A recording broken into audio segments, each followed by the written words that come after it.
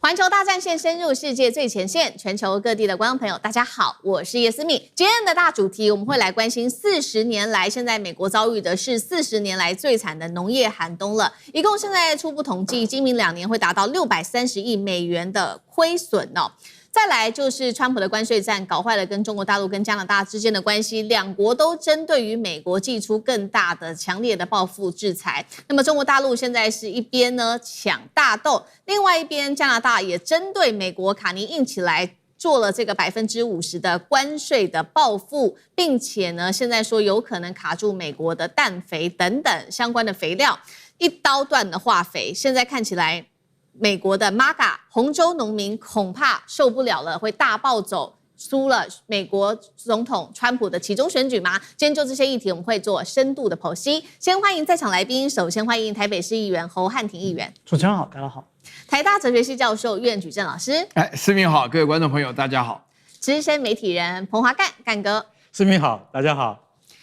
好，观众朋友，今天节目一开始，先帮我们的节目呢，在环球大战线按下加入，可以成为我们的战友哦。那今天一样的节目，帮我们按赞、分享，并且留言写下思敏，你在哪一个城市收看，我会跟大家互动。今天来看到的是美国农民这一次真的是惨到不行了。我们要来看到的是，尤其是在美国的9大州的这些种植的这些主要的作物哦。9大个主要的作物种植户，在今明2年恐怕都赚不到钱了。现在估计合计亏损恐怕上看了630亿美元。当中看到的是包括了农民带的这些他们的玉米哦，正在陷入40年来最严重的农业寒冬了。那么另外一方面，我们要看到说，除了说贸易战之外，还有这个粮食的价格低迷，现在美国又很不幸的又碰上了干旱、寒冬等等的各种问题，又导致他们的各种的肥料啊、价格、柴油等等不断的上涨。我们要来看到最新的数字，是有关于美国的柴油价格，现在来到了从战前的每加仑3.81美元，现在冲到了5.45美元。再来看到是有关于肥料的部分，磷肥的价格从10年前的当时的470美元，现在一口气已经涨到900美元了。部分的这个玉米的农民今年每一亩预计还会亏损131美元，明年可能扩大到167美元。什么意思呢？你现在种越多的东西，对于农民来说，你可能就赔更多的钱。更麻烦的是呢，在政治上，川普还搞东搞西，又搞了这个贸易战，让中国大陆跟加拿大现在都对美国祭出更强烈的反制。首先有关于大豆的部分，中国大陆现在呢，因为找到了更重要的一个替代国，所以呢，我们来看到进口美国的大豆比去年是大减了42%，反观对巴西的大豆是年增幅高达了9.1%。今年的6月份，从巴西同样是年增幅进口13%，对美国一口气反减了大约是达到20%。这个是针对于大豆的部分。现在呢，美国的大豆农可苦了，但是另外一方面，更让人担心的是，中西部的这些农民，他们要种作物拿不到的，恐怕还是肥料了。因为呢，同样的川普跟卡尼的关系，加拿大总理也搞坏了。加拿大要知道，它本身是全球最大的钾肥的生产国，限制矿产的资源出口美国，这个是很有可能会发生的。因为卡尼一直不断的强调，他要针对美国做制裁，而美国现在氮肥一口气已经涨幅超过了50%，主要是受到中东战事的影响。农业部甚至砸下了5亿美元，要来自己生产国内的肥料，都已经这么严重了，他现在跟加拿大之间的关系又再度的搞坏。恐怕接下来加拿大还会针对于氮肥相关的这些肥料，不管是矿物、镍、锂、铀等等的相关资源，再对美国祭出更强硬的一个出口限制，等于刀刀都往川普的红州票仓来砍。所以今天节目一开始，先请教苑老师怎么看了。现在先来看到美国的9大作物，刚刚说了，今明2年恐怕亏损金额高达了630亿美元，40年来最惨的这一场农业寒冬。究竟是短期危机，还是美国农业已经出现了结构性的问题？苑老师怎么看？我觉得不能说这是结构性的问题，但是美国的结构的话呢，尤其是农产州的话，它里面所有的里面牵涉到的一个问题，最主要的是农业州。美国的农业州是非常富裕的，富裕的主要原因是因为地大物博人少，所以在这种情况下，他们是用大幅度的再加上基因改造的食物，所以美国的大豆啦、美国的玉米啊，他们向来都是对外出口是非常重要的。那么因为是农民的关系，他们的生活当中比较保守支持共和党的支持者，也就是说比较极端的叫做 MAGA。就是 Make America Great Again 那么这个 MAGA 的这个原来的话呢，对于这个川普是抱有厚望，但是现在的话呢，出现这个结构性的问题。首先第一个的话呢，我必须强调，这个美伊战争打得有一点莫名其妙，到目前为止做梦没有想到荷姆兹海峡被封锁，荷姆兹被封锁，大家只想到油，只想到气，从来就不知道化学肥料，其中也是一个从中东很重要的一个出口，因为原油本身就负责的化学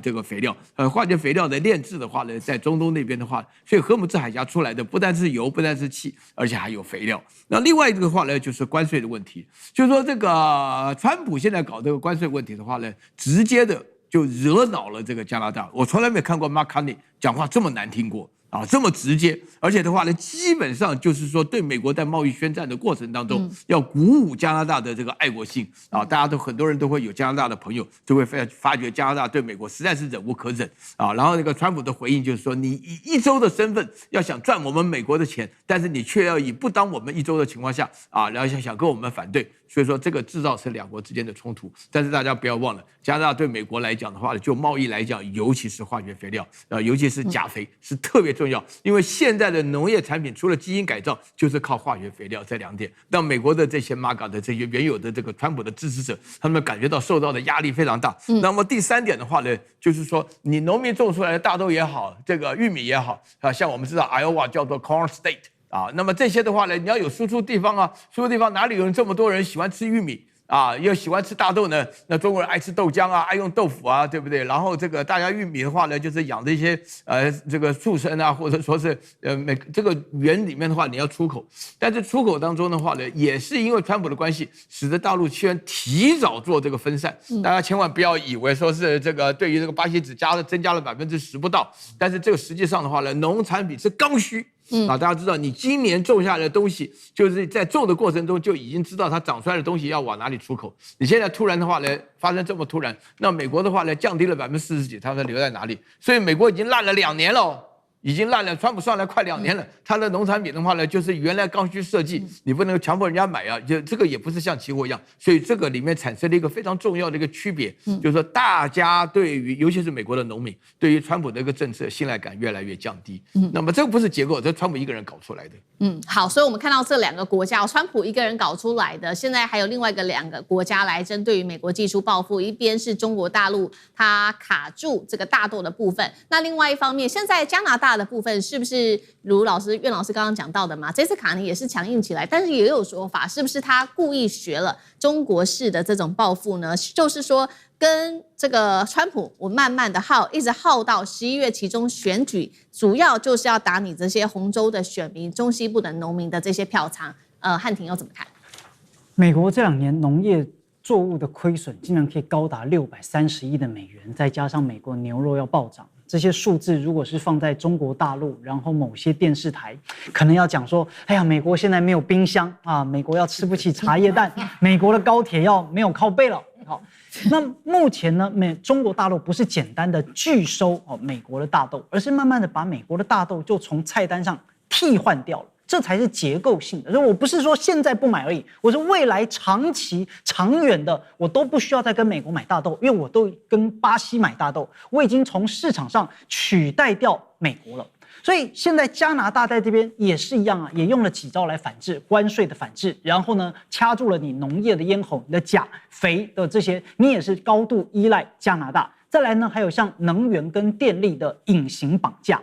所以目前我们来看，这些对于川普的票仓能够撑得多久，有几个重要的时间窗口第一个短期，也就是现在到11月的期中选举，大约70天，这是压力最大、最危险的窗口。农民的亏损已经实际上在发生了，所以农村的选民反对川普经济政策，民调竟然高达60%。所以有一些传统的红州已经开始松动了，已经要变成摇摆州名单了。因此这70天是川普最为脆弱的70天。那我们来看，如果期中选举结束到明年2027年，理论上应该是农业的收获季啊。所以，即便共和党守住了国会，农业州的选民情绪也会不可逆的撕裂。为什么？因为这边都预测了，明年你照样会亏损，明年很可能这个订单如果依照现在的政经局势，好，它继续跟加拿大不好啊，然后继续跟中国大陆也不好啊，那一样拿不到订单，所以明年来看可能也不好。那这不是一个单纯选举就能解决的周期问题，而如果长期，就是2027年以后，就像我说了，中国大陆采购的多元化是不可逆的。所以我跟巴西买豆子，我跟阿根廷买豆子，我跟南美的供应商的重要性是持续的在提升。那即便未来川普下台，中美关系修复，可是美国大豆在中国大陆的市场份额已经很难再回到2016年高达40%的高位，这就是中国大陆战略自主路线的胜利嘛。所以对于这个川普以及对于农业州来讲，这其实是一个非常结构性的困局。这川普必须要满足多方的一些矛盾，同时呢，他要用高关税，为什么呢？他要迎合所谓铁锈带制造业的选民，说我高关税，那你这些制造业的选民就很开心啊，这是他2024年胜选的关键。可是呢，你高关税又会搞得高物价啦、高通膨啦，又激起全国的民怨，这也是他在今年期中选举最大的心腹之患。而农业州也恰好就夹在这两股力量中间，成为了被牺牲的缓冲垫。你看一下的而且又再加上政治上面的角力。那当我们从加拿大这里也可以看到一件道理啊，就资源在现在全世界的政治战略地位上越来越重要了。一个国家掌握着邻国80%以上的钾肥供应，然后最大的这些来源的时候，那它当然就会成为非常重要的资产。好，那我们一方面我们就看到川普现在面临来自于，如果是以期中选举来看来自于这个包括了红州选民对他的不信任度，包括了这个农民对他的不信任还有中国大陆跟加拿大对他的不信任。另外一方面，其实包括了现在呢，农牧业者对他也相当的愤怒，尤其是这些 MAGA 的选民现在也站起来怒吼。为什么呢？因为现在这个市场也动到了牛肉去了。我们来看到1年之内由于现在美国牛肉真的太贵了，所以呢，川普决定要来给这些一般的消费者比较便宜的牛肉。怎么做呢？因为1年之间，美国的牛肉平均价格涨了10%，牛排更夸张，牛排1年涨幅达到了16%。美国现在呢，牛只的存栏量已经来到了数十年来最低点，所以农牧者呢，原本他们是觉得说，好，没关系，那你就让美国的牛肉价格现在维持在一个高位，但是同时间我们另外一方面继续的慢慢的增加我们的牛群，来扩大生产，这是他们原本想的方法。结果因为眼看11月期中选举快要到了，现在川普赶快立即做的事情就是压低牛肉的价格。现在突然间宣布，未来90天内允许最多30万吨进口牛肉，而且是免除这一些超额的关税的，并且以低于市场25%的价格来卖给消费者。刚刚讲了，共和党现在完全炸锅了，尤其是这些农业州，包括了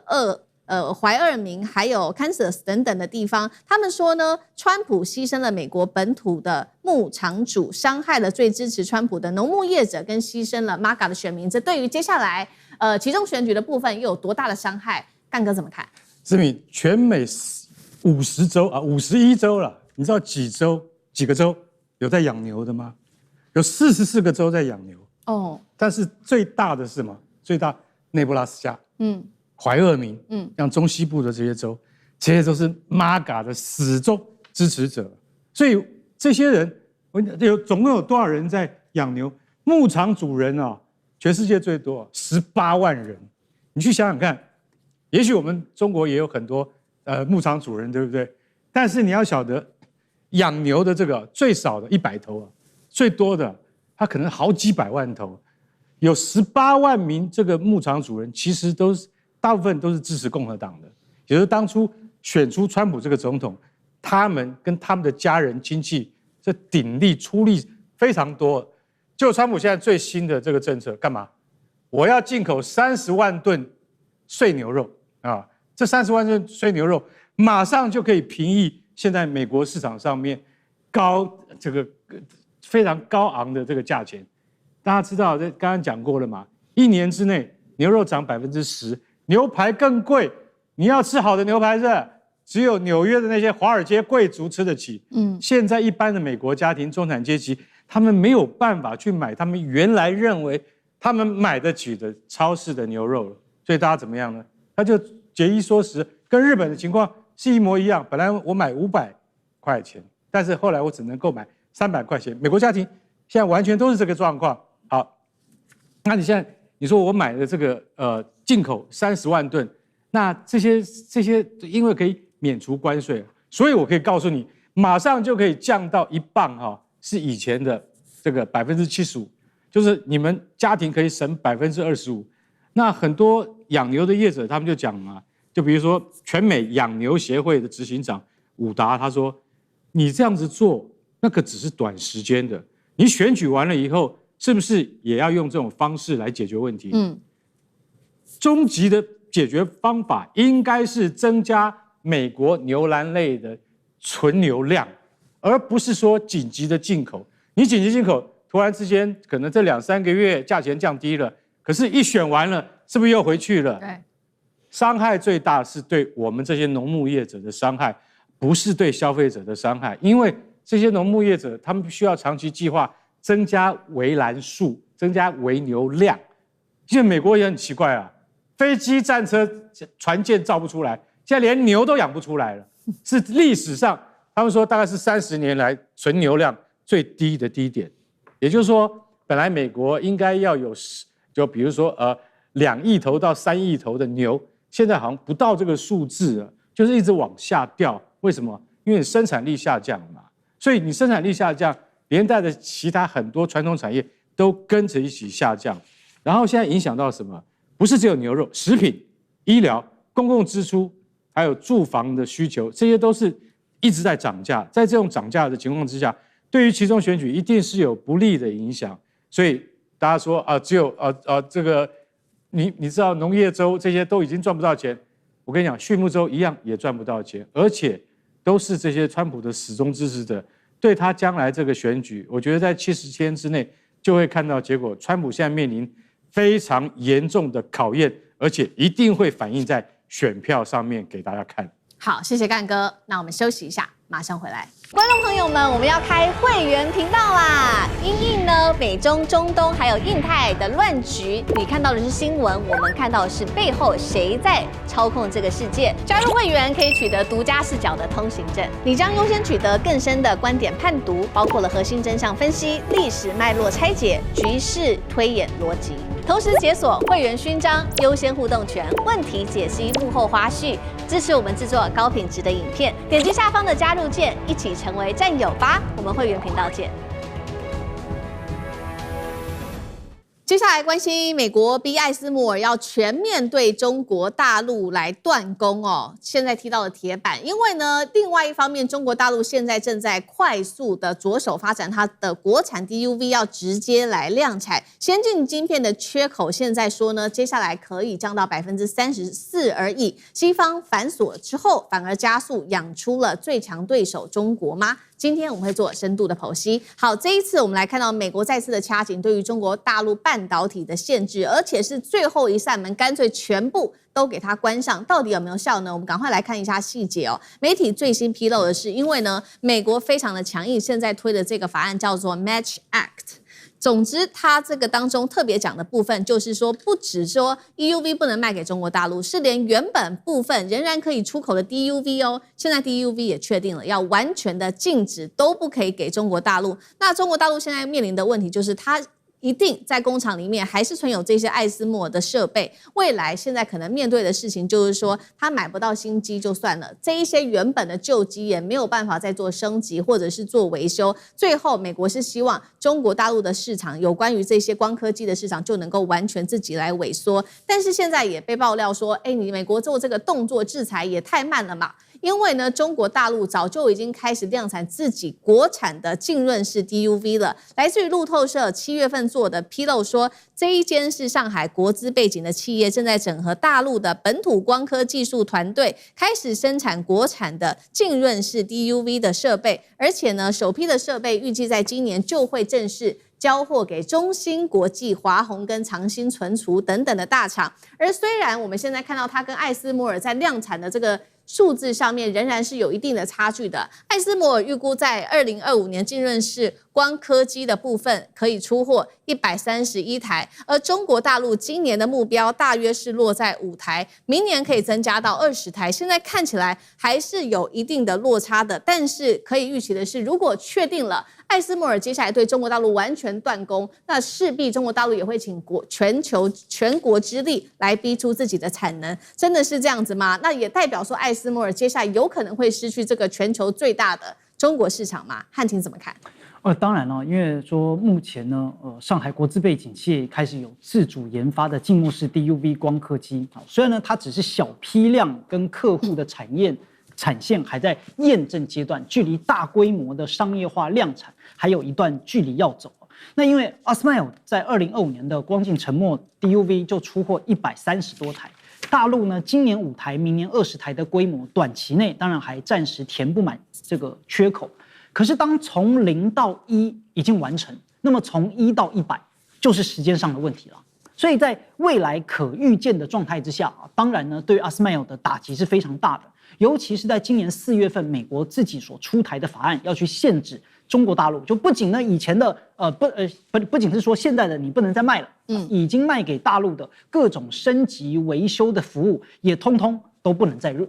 做。所以 ASML 在大陆已经安装了 DUV 设备总量大约1400台可是呢，这个法案要强制来断绝服务，1400多台机器的维修设备软件的升级全部都中断。ASML 在财报里面本来是预估，那这一些未来是要能够有回收的，是要有利润的呀，但是表示这些利润未来通通都不会再有了。而且呢，美国的法律估计也很难再去推翻可能就是要执行。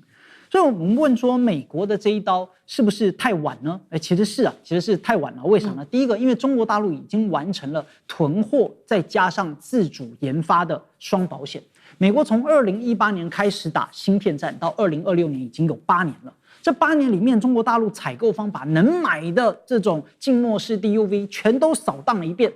业内目前估计库存大概足够支撑未来5年甚至更长时间。那这段时间呢，大陆就可以自己在研发成熟的制程。所以库存如果消化完毕，国产的替代设备差不多也要上来了。所以美国目前自己也评估，现在再去封 ASML 的静默式 DUV 对大陆的打压已经没有所谓的痛感，因为我已经有了。而且第二个，大陆成熟制程的底盘已经很稳了，尤其是28奈米以上的这些成熟制程占中国大陆晶片90%以上的市场所以汽车芯片、电源管理、物联网这些东西，那大陆自己透过 DUV 的多重曝光，自己就能够做就我也不太仰赖 ASML 的这些东西。那再来第三个，就断维修这一招也是伤人也伤己你讲说，你看大陆这个东西坏了以后不能找我们 ASML 来修，对，那你 ASML 也收不到钱所以你不仅是未来新的东西卖不出去，赚不到它钱，而且你连旧的已经卖出去的东西也能够也赚不到钱。所以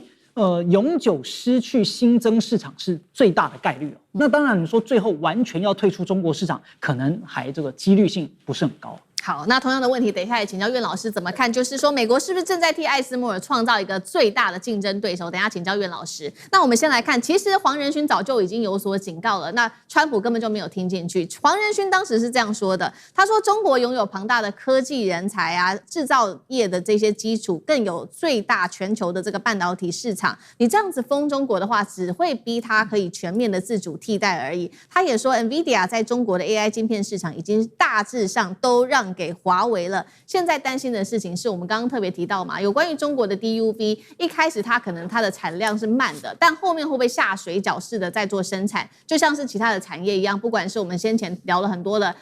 半导体电池、5G、太阳能等等，中国大陆后来如果在美国的卡关之下，会不会扩大它的市场资本、国家力量、供应链跟它的工程师的力量，来快速追赶，开始疯狂的迭代？那岳老师要怎么看？我必须坦白讲这是个哲学问题这哲学问题的话，里面牵涉到就是说是你假设你就做不出来，所以这个假设的话有2方面的错误。第一个的话呢，这个黄仁勋讲的很有道理这是人种上的假设，就说中国人就没有办法做出光刻机的可能性，只有荷兰人才做得出来这个假设是错误的嘛？为什么呢？因为你会发觉嘛，这个只有我们人会发现自然的定律，没有可能发明，只有上帝会发明自然的定律，这大家都知道嘛。所以说什么人的话呢，假以时日终必有成。那第二个的话呢，它是假设心理上的一种错误，就是说我如果不卖光刻机给你，你就趴到了。你就不敢进步了，你就跪下来求了，这个也是错误的嘛？为什么？因为你这个人本身来讲，这个环境啊，像我现在的话呢，变成资深教授，想起来我的用功程度比我当菜鸟教授的时候啊，态度就不一样了。我当菜鸟教授的话呢，就会心理上压力非常大，就写不出好文章的话呢，就得滚蛋啊。现在的话呢，反正滚蛋也就是刚好退休而已啊，那信息就不一样嘛。所以大家要了解，这心理上，所以你现在这两个都错误。第一个，假设中国人做不出光刻机来，你凭什么？那黄仁勋自己就跟我们长得一样的，就是台南长大的嘛。对不对？大家心里也了解。那另外一个的话，在心理上来讲的话呢，那黄仁勋现在变成世界首富级的人，他当然是躺在那边就问说：“哎，我的生意在哪里？”可是大陆这边的话，你讲了上海公司，上海微电子啊，他们每一年训练出来200万个工程师在大陆，那么这问题很明显的，你有没有办法活着啊？你原来可以想去美国，现在美国人不要你，你是不是留在大陆这边自己好好做自己的光刻机？但是我告诉大家强调一个重点，你大陆一旦做出自己，现在到了28奈米，刚刚汉宁讲的很对啊，就是离现在这个2-3奈米还有一段距离的时候，但是一旦做出来的时候，第一是白菜价。那阿斯麦尔就不要赚钱。然后第二个的话呢，整个维修的话呢，必然是大陆自己的这边维修，因为你要买比较便宜的光刻机。然后第三点最重要的原因是，请大家不要忘了，大陆在突破的过程当中，永远是弯道超车、迭代进步，它会做出比这个极端的光 EUV 还要进步的光刻机。甚至于现在的话呢，大家都知道这个涛定律啊，就华为讲的涛定律，就是已经突破了摩尔定律的这个整个过程。因为大陆整个发展当中，除了人才，还有国家，另外还有一个民心士气。我觉得这一点的话呢，美国真的是打错算盘了。好，全国之力要来发展这个半导体产业，不仅仅是在成熟晶片而已。现在呢，来自于高盛的最新报告，他们最担心的事情是，包括连先进晶片恐怕都已经抵挡不住中国大陆的快速发展了。来看到这个报告，他说呢，目前2025年中国7奈米以下的这个有关于先进晶圆的国内缺口是92%，但是预估呢，到了2035年会缩小到34%，7奈米以下的这个晶片以后会生产速度非常的快，月供应量可以达到41万片。那大家就说了，那你速度快没有用，你的良率怎么样呢？现在目前的良率大约是落在23%，也就是2成左右，但是预估10年之后会达到75%，这个也是高盛所担心的，尤其这个曲线会不会更快速的达成？干哥又怎么看？好了，高盛这次的模型，它模拟出来说现在大概他们中国国内需要每年大概41万片但是需要是61万片，但是中国自己本身自制可以到41万片。那什么时候大概可以就是说达到这个产能呢？大概至少还要5年，到2030年到2031年左右。不过中国制的晶片先进制程的良率现在只有23%而已。要达到你说一半吗？50%左右的话，可能还要10年，这样就会让人家觉得你小看了，是不是？不是，其实高盛提出的是警语，他认为说，如果一旦他能够跨越过50%的这个门槛之后，后面就很快了。他要达到75%的话，只要在2-3年。所以其实老实讲，你给中国人时间，他一定会达到你所意想不到的效果。这就像，其实黄仁勋他现在讲的话是早就已经在警告了。他说什么？他说，西方真正自己培养出来一个最强的打手，一个最强的敌手，就是谁？就是中国，是你自己把它培养出来。艾斯摩尔因为美国的这个强力的要求，而不可能把光刻机卖给中国，没关系，中国走自己的路。现在中国，我跟你讲，2025年。中国7奈米以下的先进的晶片，那国内它现在的供需缺口达到了92%，很高，对不对？可是我可以告诉各位，其实未来要降到34%，已经不是难事了。为什么？大家你知道吗？现在全球10大晶圆厂，你知道中国占了几家？10大晶圆厂，中国占几家？中国已经占到3家了。意想不到，第一当然不用讲，台积电。对我们对不起，台湾的台积电不但是它在制程上面是最先进的然后呢，台积电所生产的晶片，它的良率是90%以上的。所以说，第一名当然台积电，第二名三星，第三名就是中国的中芯国际。但是我想请问你一下，它现在排第三名，它会不会有一天到了第二名，你一觉醒来就突然发现中芯国际已经跳上去了？再来呢，排第6名的是什么？华虹，然后排第8名的是什么？合肥晶核整合，然后你就会觉得说，这比较不知名啊，它都已经排到第8名了。所以中国人的科技实力，你给他假以时日啊，他一定会能够爬得上去。所以今天我们在看说，华为黄仁勋他在5月的时候，他说 NVIDIA 在中国会大致在的 AI 晶片市场都已经让给华为了，对不对？还有一个最重要的一点，也就是说，一旦中国走出自己的路了以后，那它的性价比一定比艾斯摩尔要让客户会觉得，我很喜欢。为什么？因为它的性价比可能是华为可能是艾斯摩尔的1/3而已。大家到时候就会一个世界2套标准，中国会走出自己的一套标准而来。很多用户会认为说，中国你的性价比很好啊，我为什么不采用你的设备呢？这就是到时候大家就要去思考的。中国在现阶段当然做不出像艾斯摩尔那样光刻机的技术水准，但一旦他走出自己的一条路的时候，你要不要跟着中国的标准去走？我跟你讲，现实一定会超越一切。当你发现它的价钱以及它的维修费用真的像苑老师刚才所讲的，很合理的时候，中国真的会走出他自己的一条路出来。好，谢谢干哥。那我们休息一下，马上回来。观众朋友们，我们要开会员频道啦！因应呢美中、中东还有印太的乱局，你看到的是新闻，我们看到的是背后谁在操控这个世界。加入会员可以取得独家视角的通行证，你将优先取得更深的观点判读，包括了核心真相分析、历史脉络拆解、局势推演逻辑。同时解锁会员勋章、优先互动权、问题解析、幕后花絮，支持我们制作高品质的影片。点击下方的加入键，一起成为战友吧！我们会员频道见。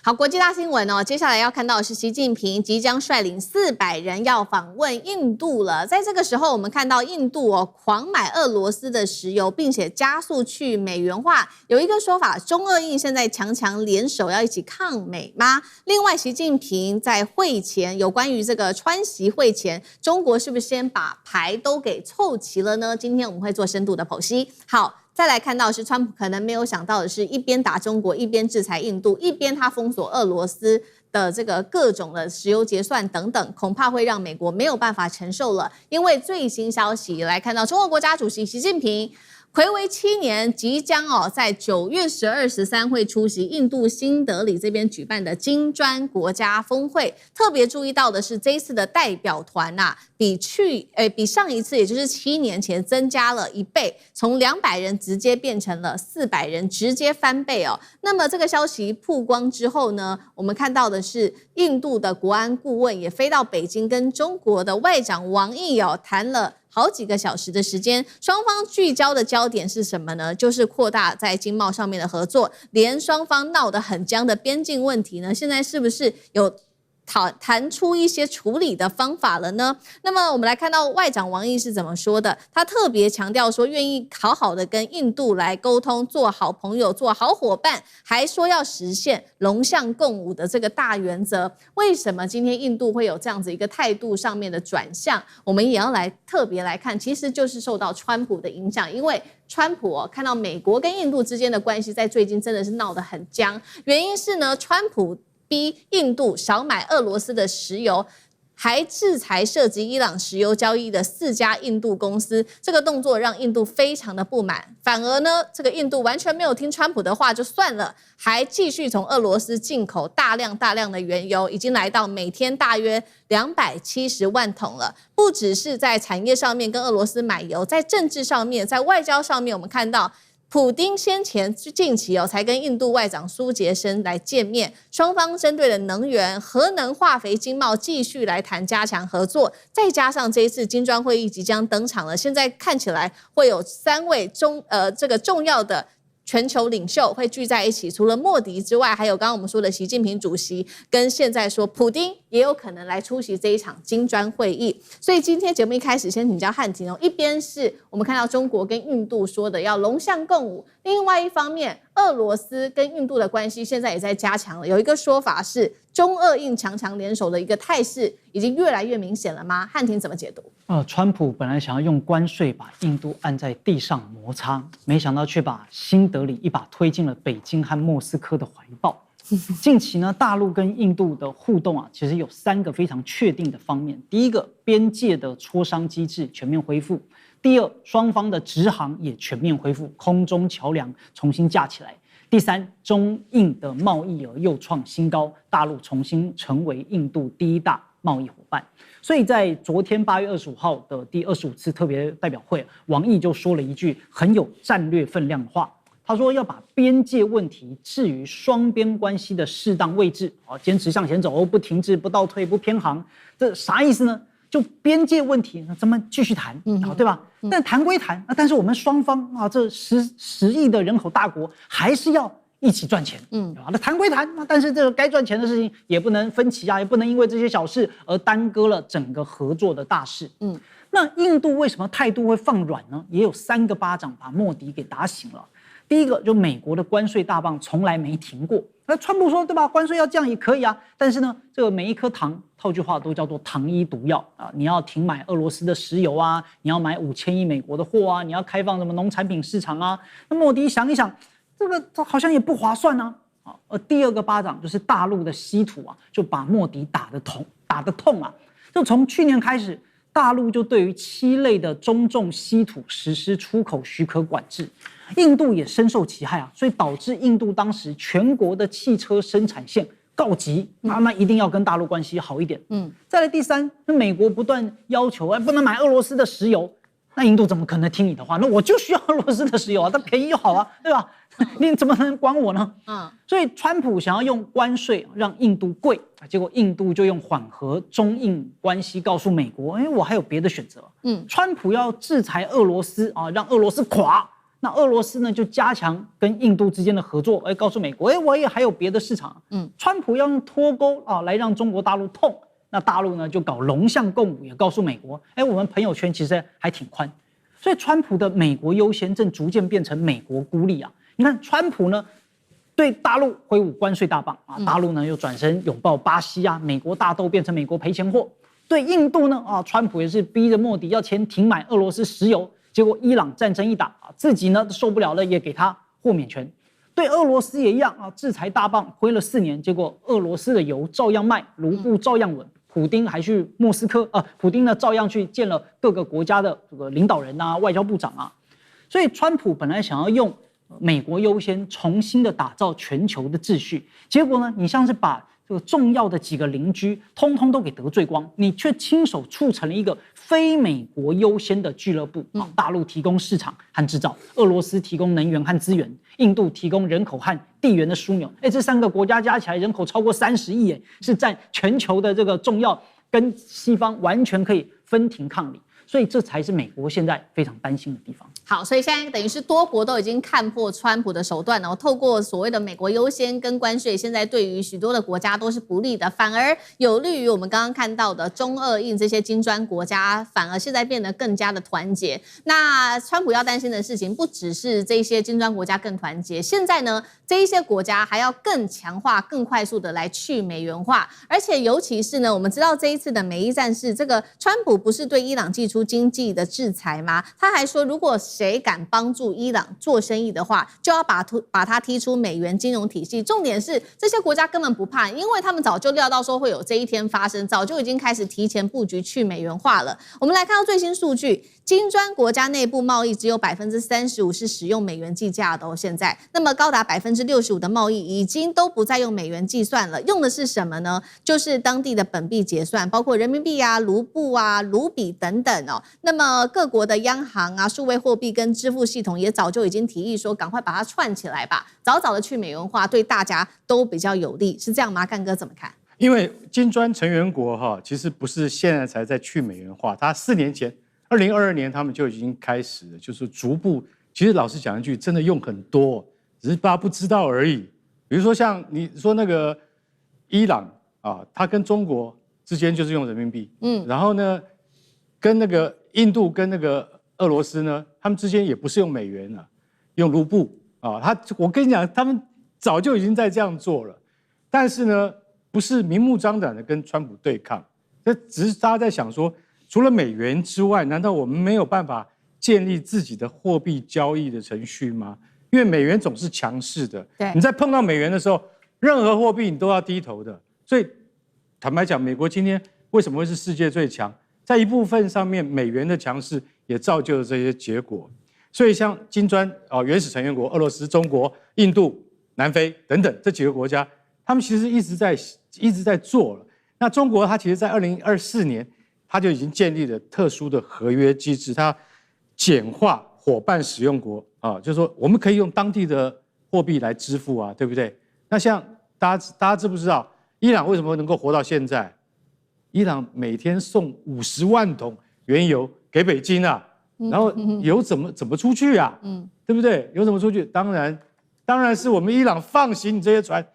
要送去这个中国的油轮先出去然后呢，到了公海上面再转为由中国自己本身的油轮载回去，每天50万桶。所以，而且我跟你讲，伊朗在收到钱了以后又不是汇回给伊朗的银行体系，美国马上查得到，制裁，不是 IRGC 就是革命卫队，又用空投公司弄到卡达去弄到科威特去，弄到很多很多地方去，所以美国到现在为止没有办法真正制裁伊朗。其实华尔街专家已经讲了，要制裁伊朗，要让伊朗没有活路，是不是？只有一条路，制裁中国国家人民银行。你敢吗？只有制裁中国人民银行，你才有办法。我跟你讲，到现在为止贝森特也不敢拿他现在只说，我最近我们发现了一家国际大型金融机构可能牵涉让伊朗洗钱那不叫洗钱他们讲的洗钱，那个叫伊朗把自己石油的利益再转到自己国内来，但是要规避美国的制裁。所以说贝森特他说已经锁定一家，那一家到底是什么不敢讲。所以大家晓得究竟到底美国有没有办法制裁这些国家？我看是不行。然后为什么？他说你们如果再这样子要去美元化的话，那我跟你讲，我就要开始用关税报复性制裁100%。哎呦，吓死人！大陆已经被你的100%搞好几次了，大陆会怕吗？对不对？中国会怕吗？俄罗斯根本就不甩你，然后印度还是一样买俄罗斯石油。所以在现在我们看目前这样子，就是说金砖国家去美元化，它会是一个趋势，而且等到他们使用人民币或是卢布或是卢比，他们会觉得说我这样子没有什么汇差的损失之后，就会成为一个什么？就会成为一种惯性，一种常态。那其他金砖国家，比如说巴西还有我们刚才讲到的沙烏地，但是再加入的话，会越来越多国家，到时候就不是只有65%的金砖国家在用这样子的方式去美元化，而会有更多国家，到时候美国还真的要跳脚了。好，那我们也看到说，那在这一场金砖峰会嘛，刚刚说，中国大陆它要去这个访问印度，一方面是不是把这个金砖国家给团结在一起？另外一方面，因为呢，接下来的重头戏这个金砖会议之后就是川习会了。现在有一个说法是，中国大陆也在为自己累积筹码吗？那我们来看到最新有一个数字出来说，接下来的这个习川会只会短短的举行在9月24号这一天，只有1天，是不是中国大陆对美国反而不重视呢？因为我们看到刚刚讲的这一场金砖会议，它的天数是远远高于这一场这个习川会的。等一下我们来解读。那另外一方面，美国现在为了要这个对中国下马威，是不是他现在正在研拟来自于彭博的报道，以中国产能过剩为由，对中国商品加征7.5%的关税，在对台的安全承诺上，也借着所谓的2步探狗，希望能换取更多的筹码。但是真的能够有效的治中国吗？因为我们知道中国大陆现在手中的筹码非常多，我们刚刚谈了非常多，有这个来自于金砖会议，有俄罗斯，有印度，有全球南方，甚至去美元化，他手上有非常多的筹码。怎么评估这场习川会双方的较劲？苑老师怎么看？什么叫2步探狗？就是一进一退嘛。什么叫做退？就是说这个川普对于这个中国的立场就是好像特别尊重嘛。那么进的时候呢，就打台湾牌嘛。那这个东西的话呢，我现在跟大家强调一件事情，最近有2个消息跟我们讲的新闻都有关的，就是美国本身来讲有点好笑。美国第一个的话呢，就是嘴巴咋呼咋呼的变成讲说，我们对于伊朗要进行一个诺曼底登陆式的制裁。所以就大家讲说，你先把诺曼底登陆的时间、地点、方式都讲了，这还叫登陆吗？这个大家听都觉得好笑。另外一个，美国跟加拿大闹翻了。你大家去可以听听看马卡尼讲的观点就是说明美国是一个不值得信赖的。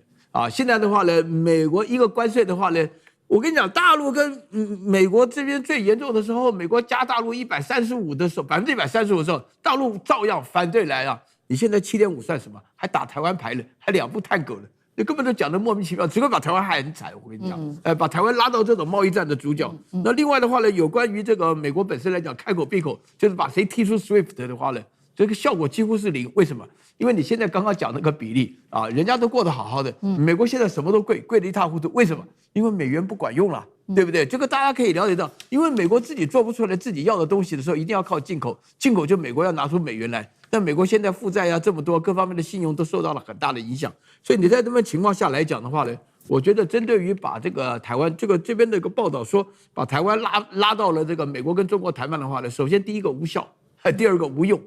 第三个的话是展现川普的无能，没有别的招了，对不对？你在这种无效、无能又无用的情况下来讲的话呢，这个只会说明一件事情，因为请大家稍微注意一下，俄罗斯加印度加中国合起来是世界1半的人口对，30亿对不对？那不要说伊朗也有8、9千万的人口那么这个合起来的话呢，加上金砖国家里面主要的就是人口再加上资源。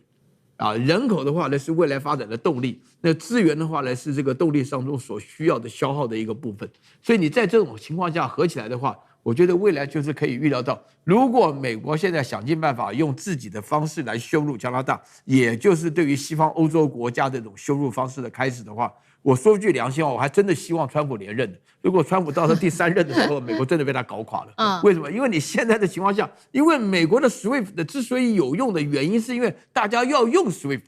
对不对？那如果大家都不用的话，那你有这个玩意有啥用呢？对不对？那所以在这种情况下，美国是不是自己一步一步的走向自己的死亡？我真的不知道。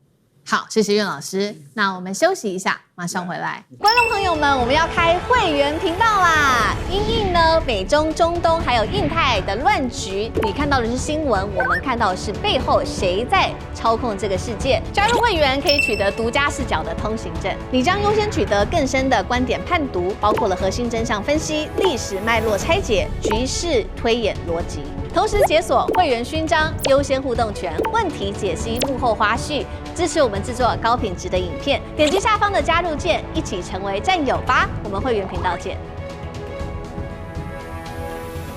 有关于俄乌战场，今天我们特别就军事上面的武器来做一个比较深度的剖析，尤其是俄罗斯的无人机，现在可以透过直接断讯照样可以追杀。摆脱由人类来全程操控的这个新功能，等一下就军事的武器，我们会做一个比较深度的剖析。那另外一方面，大家现在都很重视无人机，乌克兰的部分则是祭出了它的100架的无人机来阅兵，要来撑场。但是前防长直接吐槽说正在输掉这一场俄乌战事。好，今天我们会做深度的剖析。先来看俄乌战场的新变化，而且是非常危险的，也就是无人机的重点已经不是大家传统上认为说可以飞多远等等现在的重点是它的遥控讯号，即使切断，无人机可以自己自主的飞行，然后找到目标之后做攻击，而且现在已经出现在实战上面了。尤其我们要来看到的是俄罗斯这个最新的这个无人机被乌克兰的调查人员发现了呢，在7月6号这一天，俄军一架无人机飞向了扎波罗热的加油站，进入到指定区域之后，疑似就自行辨识出了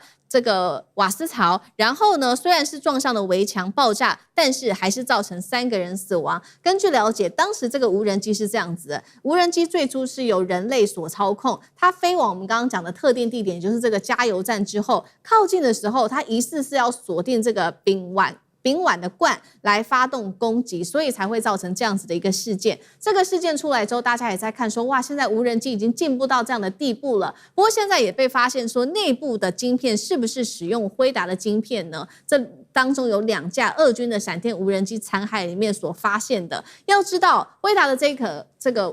晶片哦，它一开始都是使用在民用的，不管是机器人的身上，但是现在怎么会出现在战场上面来帮忙辨识 AI 的这个目标呢？我们先来看一下有关于这一架俄军 AI 闪电无人机的一个小档案，因为这个等于是一个全新技术的突破，是低成本的固定翼攻击无人机。好，刚刚提到的，除了采用辉达的被拆解说有辉达的晶片之外，它的主要能力就是可以辨识地形，并且搜索目标，自主选择它的撞击点。攻击方式，它会自己携带炸药做撞击。最大的威胁是 GPS 跟遥控讯号被切断，仍然是可以继续的维持攻击的。辉达说了，他没有出售这个晶片给俄罗斯，或许现在是看起来可能是透过第2手、第3手市场的转售，所以俄罗斯才拿到的。但不管怎么样，我们先请干哥来带我们看这一款无人机接下来会如何改变整体的战场，还有俄军的打法。好，这个俄罗斯最新的 AI 无人机，大家想说 AI 无人机有什么稀奇呢？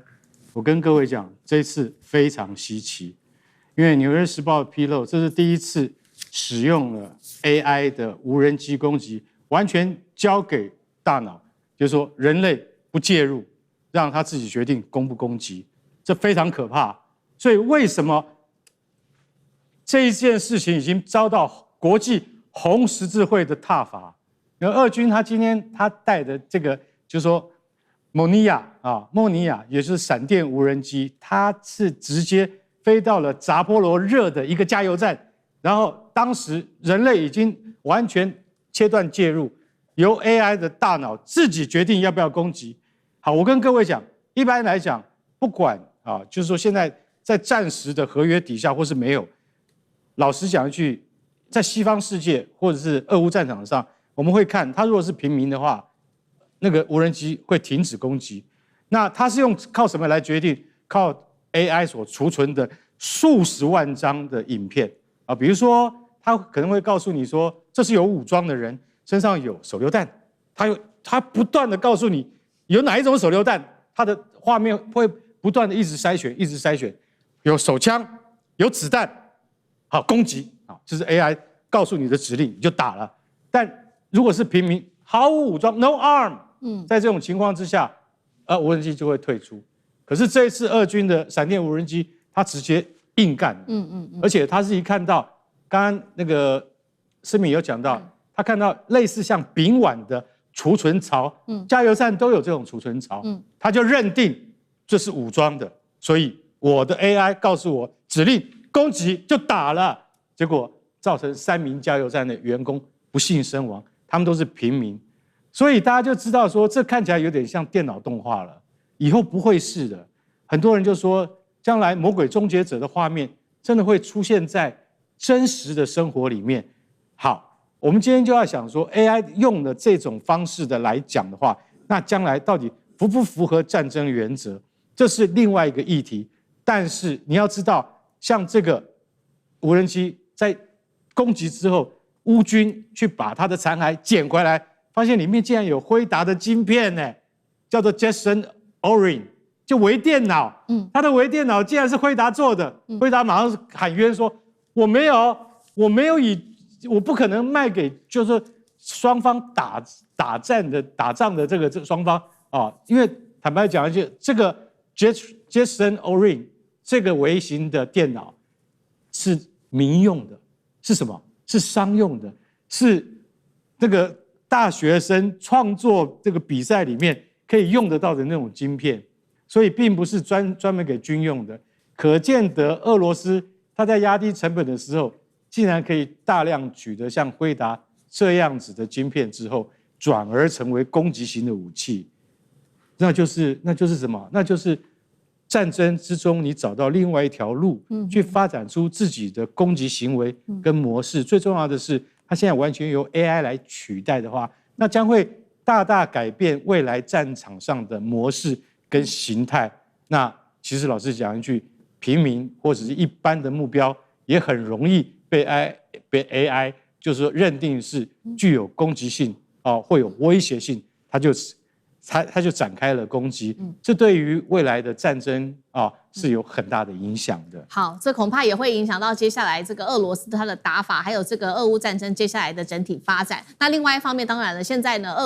乌克兰看在眼里，俄罗斯有这个最新款的这种结合 AI 的无人机，他们也非常的强调无人机的发展，所以在最近他们举行了这个叫做无人机的阅兵，在场上呢，我们看到照片呢，有非常多的武器就一字排开，包括了30辆的地面机器人、9艘的无人艇，还有各型的无人机，近100套装备公开亮相。阅兵才刚结束，最糗的事情是乌克兰的前防长直接说了，乌克兰正在慢慢输掉战争，而且只剩下几个月可以改变局势。现在真正的问题，有专家点出说，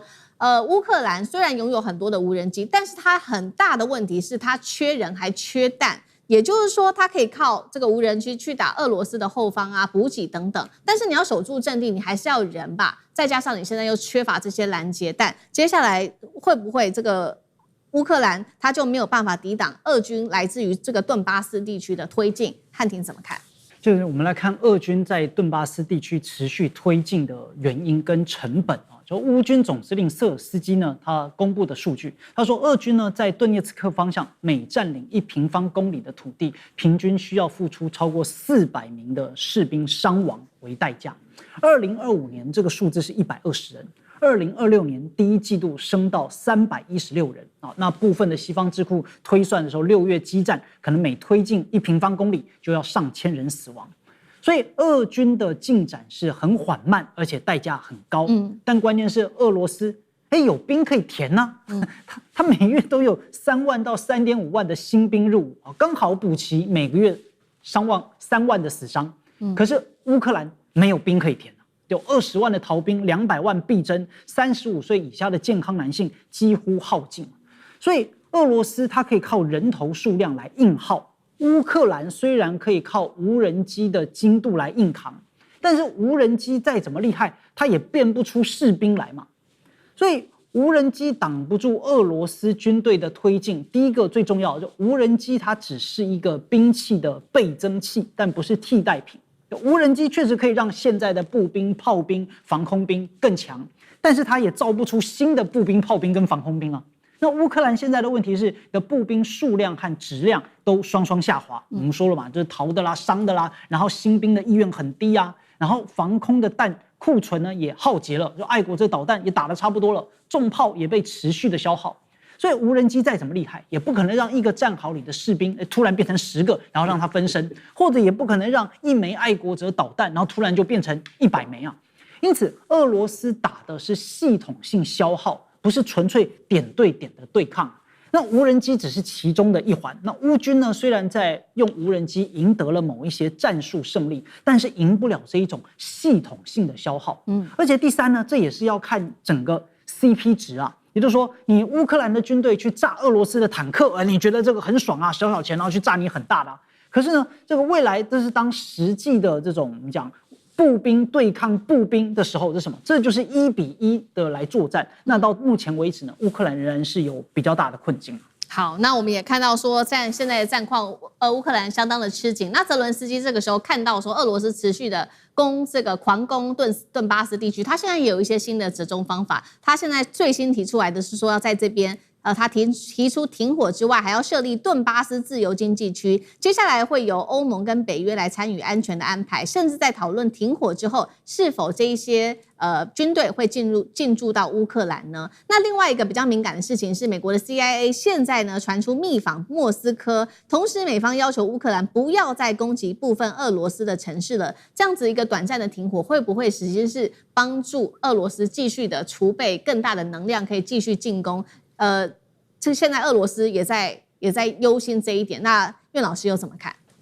这个问题本身来讲的话呢，其实是蛮明确的。就是说乌克兰取得暂时的胜利，好像一个人就是说掉到粪坑里以后，就出来把另外一个对手抱得紧紧的，对手嫌脏嫌臭，如此而已。它并不对于战争有实际的效果。我必须要给大家稍微复习一下，4年半以前啊，俄罗斯这4年半的话呢，牺牲人口上100万啊，对于俄罗斯来讲，普京来讲是他生命中最大的考验。他原来的特别军事行动要占领5个地方，就顿巴斯地区，包含顿涅茨克跟格旦茨克嘛，还有再加上这个赫尔松嘛，再加上巴夫拉罗热嘛，对不对？这个合起来就是4个部分，是他原来特别军事行动。原来2014年他就已经占领了克里米亚嘛，这里头的人全部是俄罗斯领土。那这个普丁目前的处境来讲，他已经宣布这里面是领土，而且护照都已经发了。那在这种情况下，他另外还有2个条件：第一个要反纳粹化嘛，另外一个要保障所有俄罗斯人在这边，这是他基本条件。那美国跟这个俄罗斯的接触就看得非常明白啊，就是美国想脱身脱不了。那川普本来不是原来讲24小时要结束这场战争吗？那现在结束不了，美国现在又发觉说什么叫西方？这是一个非常非常危险而且模糊的名词啊，哪一个人敢往那边去啊？对不对？人家是在打仗，所以乌克兰也没